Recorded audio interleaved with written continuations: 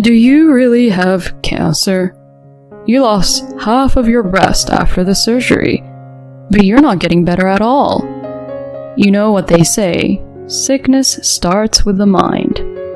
My husband then filled a bowl full of cold water in the middle of winter, and the next thing I knew, he was dumping that cold water at me with great force. When I was stunned by what had just happened, You better quit it with that look before I come back, and you better fix that cancer with your guts.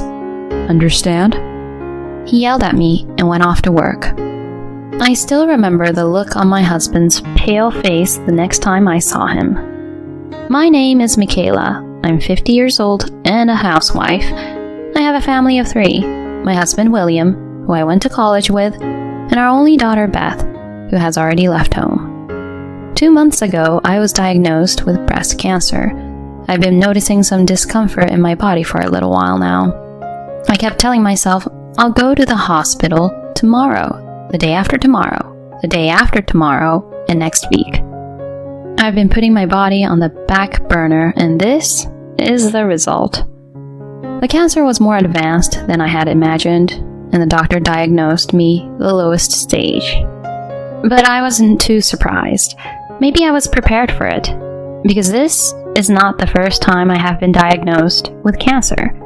In fact, I had experienced breast cancer 10 years ago. Back then, my husband was working harder than he is now, and our daughter was in junior high school. I was also working part-time, and our ordinary life was changed by my illness. Cancer? What are you going to do about the housework? Beth is still in middle school. When I told my husband I had cancer, the first thing he said to me was this. He's always talking about himself. My husband William was a workaholic and didn't want to burden himself with family matters rather than my illness. At the time, it was still in its early stages and I was only in the hospital for a month or so. They explained that since there were no other metastases, my breast could be preserved. When I explained this to my husband, he said, Why don't you take the plunge and get rid of your breasts? It's not like you need them. I was hurt that he said those terrible words with a straight face. I was only 40 years old at the time, and removing my breasts was a difficult decision for a woman to make. I chose to ignore my husband's words and preserve my breasts. While I was in the hospital, my mother-in-law Lauren helped me with the house. But that too was something my husband forced her to do, so she did it reluctantly. While I was in the hospital, I received daily calls from my daughter on my phone saying, Mom, come home soon. Grandma is so mean to me, I can't take it. My mother-in-law is a serious old-fashioned person, and she yelled at my daughter when she was seen walking down the street with a man when she didn't know. When I checked with my daughter later, she said she was just returning home with some of her classmates after club activities. But Lauren was the kind of person who would get angry over such a trivial matter. I felt sick when I heard that she had even mentioned the color of my daughter's underwear after seeing her laundry. When I contacted my mother-in-law directly about this, she said, Who do you think you owe to be in the hospital? You think you're so important. She snapped at me. I tried to talk to my husband about it, but he just said, I don't care. My husband's company has many company events, and the employees are close with each other and their families. Even the president and his wife, the managing director, came to visit me in the hospital, but my husband never showed up. Divorce had often crossed my mind, but I was worried about whether I would be able to get custody of my child, as I had little financial security, and my parents had already passed away, so I had few people I could rely on. The most important reason was that if something happened to me, I wouldn't know what would happen to my daughter. 10 years have passed since then. I have been in good health with no recurrence of cancer and no major illnesses. Beth, my daughter, graduated from college and moved out to live on her own. She is struggling with a job she is not used to, but seems to be enjoying it. A few years ago, I quit my part-time job and became a stay-at-home mom. No, it was more correct to say that I had to quit. My parents-in-law's house was within walking distance from my house. My father-in-law died of illness a few years ago, and I was left to take care of him mostly by myself. My mother-in-law, who had also had a hard time taking care of her parents, forced me to take care of my father-in-law as if it was a matter of course, saying that this was my job. My mother-in-law said she didn't want to take care of my father-in-law, and she didn't want to be involved in that kind of work. Sometimes she called me in the middle of the night and asked me to come immediately. Lauren, I'm not a caregiver professional. Please, let me rest at night. I feel bad for your husband. I complained to my mother-in-law once like this. Then she brought up an incident in the past when I was in the hospital. Do you not intend to pay me back from back then? She was very sarcastic. My husband had a sister, Heather, who was also very vicious. I am a married woman, so I have nothing to do with that family anymore. So she won't care for her father. But when my father-in-law passed away, she said, I would like to talk about my inheritance with my mother and brother, so Michaela, you have nothing to do with this, so can you please leave the room? How could she say such a thing without hesitation, without a word of thanks to me who had cared for her father for so many years? My father-in-law was a very kind man, and I felt sorry for him and his family. Just as I was getting ready to ask my husband for a divorce, my mother-in-law developed dementia. It was even harder to care for her than caring for my father-in-law. Hey, give me my money back. I was repeatedly accused of things I never did. Of course, my mother-in-law was wrong, and I never stole a penny. My mother-in-law's dementia only got worse and worse, and there was one time I spoke to a neighbor. You know, this is hard to say. It's about your mother-in-law. She came to the wake the other day, but... According to her, the money in the envelope she received from my mother-in-law only included $2. I asked my husband to ask my mother-in-law about this, and he said, That can't be true. The people in the house stole it. He wouldn't even listen to him, and my husband, exasperated, yelled at her to do whatever she wanted, and his anger was also directed at me. You quit your job and became a housewife, so you better take care of my mom properly. He yelled at me. This made me so angry that I snapped back. Excuse me? Cut the crap. Do you think I quit my job because I wanted to? Of course not. You're always working. But isn't she your parent? You should be the only one taking care of her. Don't blame me for any of this. My normally mild-mannered husband became impatient as I raised my voice in anger. Don't suddenly raise your voice. I'll try to help out more, well, I'm sorry. But his apology was only temporary. He took time off work to accompany my mother-in-law to the hospital a few times. But he couldn't take that many days off, so he went back to his old self, and things went right back to the way they were. I had noticed some discomfort in my body at that time, but with my mother-in-law to take care of, my trips to the hospital became more and more distant. By the time I went to the hospital because I was feeling so ill, the cancer had already taken over my body. This time it had metastasized, and I chose to have one of my breasts removed. The reflection in the mirror made me feel like I was no longer a woman. I cried many times. But when I was discharged from the hospital, my husband's words to me were, in a sense, what I had expected. I was to stay at home until the next treatment, and the doctor told me to rest. Still, you could at least take care of Mom. If they took your breasts out, you must be cured by now. The day after I was discharged from the hospital, my husband says such things to me with a sigh as I lay in bed. I can't do it, no matter what you say. Besides, the cancer isn't cured and I'm still sick. I can't deal with your mother. You do it. My wounds are so sore that it hurts to even lift my hand. My mother-in-law gets emotional, throws things, and is not the kind of person a sick person should be dealing with. My husband, who took care of my mother-in-law while I was in the hospital, must have noticed how difficult it was for me. And yet he still forces me to live the same life as before while I'm in the middle of treatment. What a horrible person he is. Anyway, I'm going to work now, and you can handle the rest. My husband said that and tried to leave the house. Cut the crap! I shouted loudly, and he turned around and approached me. Do you really have cancer? You lost half of your breast after the surgery, but you're not getting better at all. You know what they say, sickness starts with the mind. Then he filled a bowl full of water in the kitchen and dumped it right on me.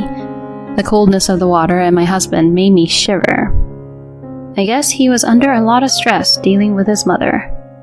You better quit it with that look before I come back.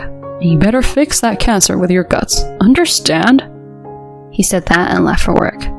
Guts? Is he stupid? I want to wipe my wet body and change my clothes right away, but I can't move as much as I want, and my wound hurts. I called my husband right away, but he was either ignoring me or not answering, so I called someone. An hour or so later, my husband came home with a panicked look on his face. The president asked me, "Why are you here, Mrs. Director?" My husband was very upset, and even though it was the middle of winter, his face was sweating profusely. Michaela called me. She wants you to get in touch with her. What's the meaning of this? You're taking some time off to deal with Michaela, aren't you? My husband had a cup in his hand with the logo of a nearby coffee shop on it. He lied to me about his work so he could enjoy his time alone. No, that's... To my husband, who did not know how to respond, I hate people who can't take care of their families. Do you think someone who can't even take care of his family can take care of a customer who is a complete stranger? Michaela has been asking me for advice for a long time. We are similar in age and we are very close. My husband looks at me as if he's never heard of such a thing before. June, the managing director, and I are only 1 year apart in age, and we both have a daughter, so we have become friends. When I got the call and rushed over to visit her, I was surprised. The front door was unlocked and Michaela was soaking wet. When Michaela told me her story, all I could feel was resentment. I told her that she should leave you. I heard my husband's voice so small and muffled that I couldn't hear him, not to mention struggling with the words of the executive director. I almost laughed at the thought that my husband, who is often overbearing to me, is such a weak-willed person at the office. The managing director glared at him and said, "Well, I just came to talk to you about work and I'll be on my way. You have about 10 years left until retirement, but we don't have a seniority system. We assign positions based on an employee's personality and enthusiasm for the job, so you won't be getting promotions anytime soon. On the contrary, you may get demoted. You understand what I mean, don't you?" My husband's face grew paler and paler as he listened to the executive director's words. In fact, the current president of the company my husband works for is his son-in-law, and the actual management of the company is the daughter of the president of the entire company. Since the managing director is in charge of the company, my husband's career at this company will surely be cut short in the future, according to the managing director. My husband collapsed to his knees. "You can decide whether or not you want to stay with the company," June, the managing director, said to me. "Michaela, let's have dinner again when you get well." I smiled and told her, of course. When June left our house, my husband said, "Why did you call her out of all people? Are you trying to harass me?" "Huh? Why else would I call her? It's your fault you didn't pick up the phone." My husband looked frustrated, as if he couldn't say anything back to me. Hey, you're good friends with the managing director, aren't you? I want you to talk to the managing director and tell her that this whole thing was a misunderstanding. Without my income, you'd be in trouble too." He looked at me with eyes like he was hanging on for dear life. I just silently looked down at my pathetic husband. "I know. Let's leave Mom to my sister. We took care of everything when Dad was still around. Then she should take care of Mom this time. Then you can start a new second life with me." I broke away and laughed. "I wanted to tell you something when I got out of the hospital." My husband's eyes lit up at my words. "Tell me anything," he replied so happily, and I said to him, "Please, divorce me." I looked my husband straight in the eye and said coldly, "Did you think I was going to beg you for something?" Hearing the word divorce, my husband widened his eyes. "Why?" is all he could say from the shock. "Did you think I didn't know what was going on? I heard that you called Beth the first day I was admitted to the hospital and tried to get her to take time off work to take care of you and your mother. Don't you dare make fun of me. When I got the call from my daughter, I was gutted. This idiot husband was going to make our daughter take time off of work to take care of his mother. My daughter obeyed my advice to ignore him, and when she didn't respond, my husband gave up and was left to deal with his mother. I had resigned myself to the fact that this was my destiny in life, but I still don't want to live like this. How could someone who treats even his own parents like an obstacle in his life be so nice to me, a stranger? I don't want you in my life from now on. Get out of my sight right now. My husband must have been widely irritated by my nonchalant tone. What can you do without me? You are sick and unemployed. My husband yelled at me. Don't worry, I'm here. Out of the corner of my eye, my daughter Beth was standing there. I'm the one who called her. Hey, shouldn't you be at work? Working people can't take time off work easily. Beth ignored my husband's words and immediately went over to me. Mom, I'm sorry I'm late. I've got a cab waiting for us. Let's go. She quickly and lightly packed my luggage and was about to leave the house. Beth, you've always been so selfish. I sent you to college, you ungrateful bastard. My husband was furious. What? You sent me to college? You told me not to go to college, so I took out a loan and worked so that I can go. Your memories are falling out along with your thinning hair. Beth giggled as she looked at the top of my husband's slightly thinning head. I couldn't help but giggle at Beth's words. My husband's face turned bright red, perhaps embarrassed, but I was no longer afraid of this man. I'm sure you're going to have a tough time soon with your former subordinate becoming your boss and your personal life being taken care of by your selfish mother. I'll be able to live a peaceful life with my beautiful daughter. Of course, I won't let my illness get the better of me.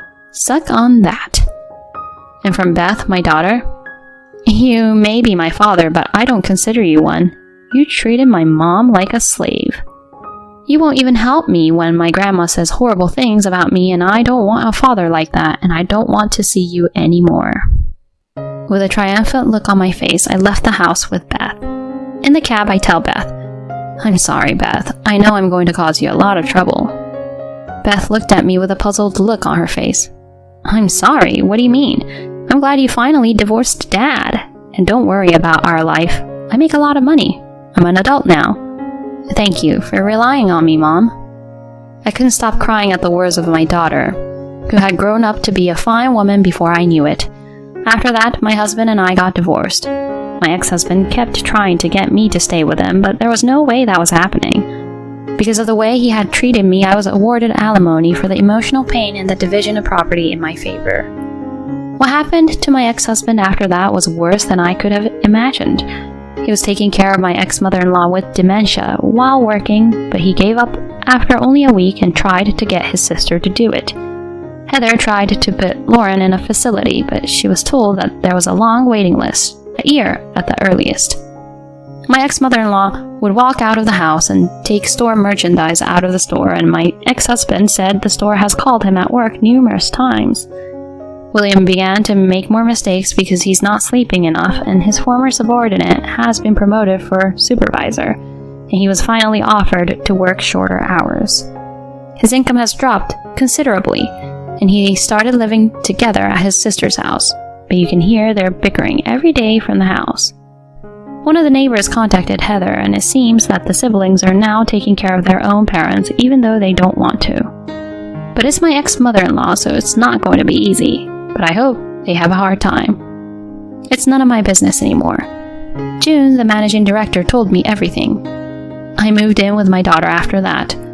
I finished the rest of my treatment, and now I'm under observation with regular checkups, and I've lost a lot of my energy, so I'm taking time off to do housework and light exercise. I hope to be able to go back to work when things settle down. Recently, I received a call from my ex-husband, whom I have blocked from receiving calls with a blocked number. Michaela, I'm sorry. I'm having a hard time every day and I'm sick with the flu. Please, help me. To this sick, middle-aged man who is sobbing on the phone, I said, I see. So as they say, sickness comes from the mind, so why don't you just pour water over your head and try to fix it with your guts? If you want me to cure cancer with my guts, you can do this much, right? Oh, if you call me again, I'll go to the police. I hung up the phone coldly, and the next day I changed my phone number. When I was diagnosed with cancer, I thought I would never be able to see the day my daughter gets married, but the other day Beth said a little shyly, "Mom, there is someone I'd like you to meet." Apparently, my dream may be coming true in the near future. So my new dream is to hold my grandchild in my arms. My second life has just begun, and I will not be defeated by illness. With this in mind, I will continue to live strongly, one day at a time.